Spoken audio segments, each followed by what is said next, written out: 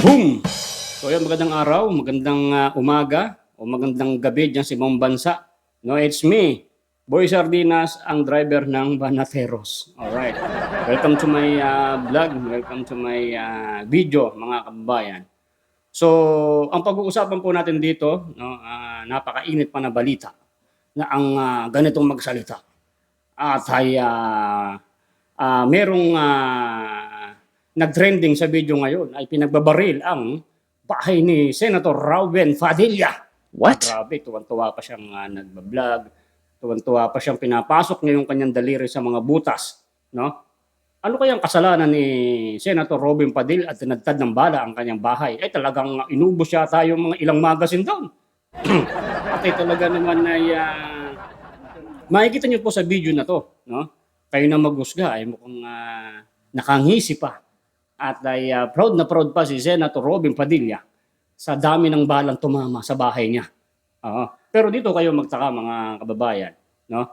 At ay walang mga soko, walang pulis, no?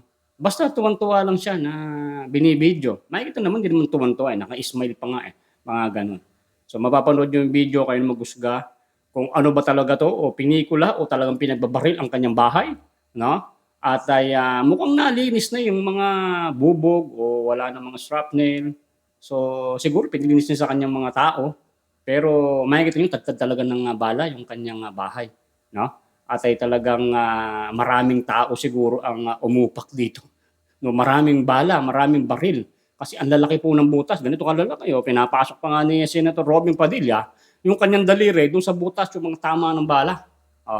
So panoorin niyo to. Ito ay mapapanood niyo pagkatapos nitong ating pagsasalita, no?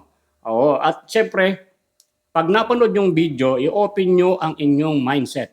Baga mindset ba? Hindi tayo nagkakamali sa buhay, no? Parang third eye. Pag ikaw ay meron kang third eye, nakikita mo yung multo, di ba?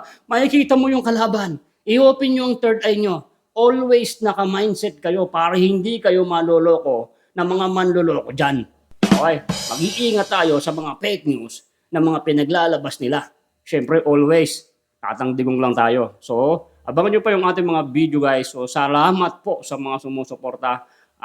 Maraming salamat po sa mga new subscribers natin. Siyempre, nagpapasalamat tayo sa mga tropa natin, Banateros, lalo kay Tol J. Guevara, Idol Barapay. At siyempre, maraming salamat din kay Kuya Goods. Siyempre, support nyo rin si Kalso TV.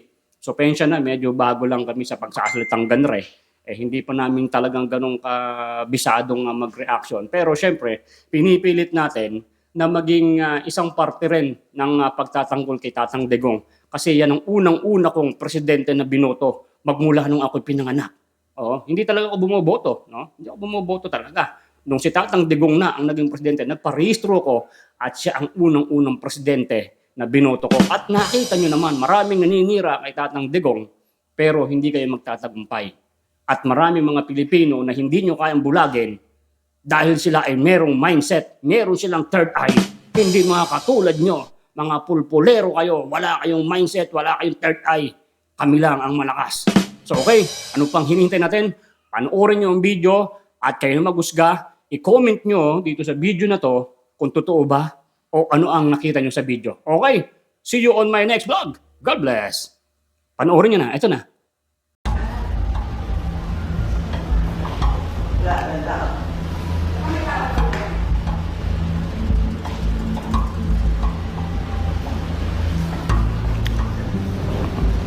Ito ang nangyari dito ngayon.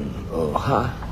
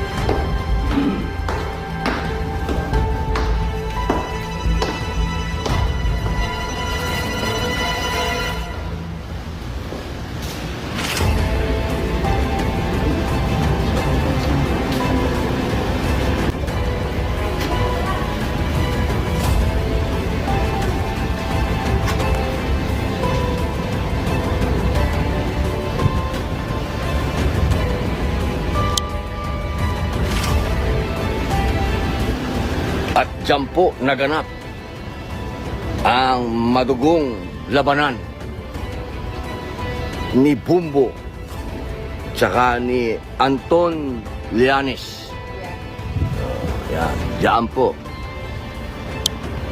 Ayun, nagkagutay-gutay. Nagkagutay-gutay po ang bahay sa pagtutuos ng kasamaan at kabutihan.